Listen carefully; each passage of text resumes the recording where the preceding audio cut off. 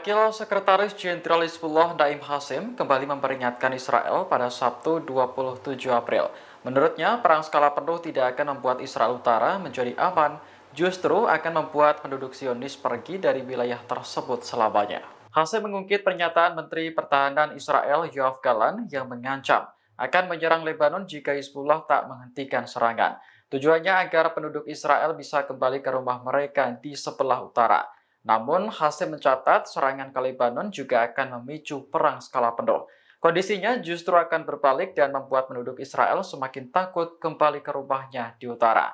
Sebagai informasi, sebagian penduduk Israel telah dievakuasi dari utara yang berbatasan dengan Lebanon. Hal ini menyusul adanya ketegangan antara Zionis dengan militan Hizbullah. Keduanya terlibat saling serang hampir setiap hari sejak perang di Gaza dimulai pada 7 Oktober 2023. Hizbullah mengklaim serangannya ke Israel merupakan bentuk solidaritas terhadap Palestina. Download Tribun X sekarang, menghadirkan lokal menjadi Indonesia.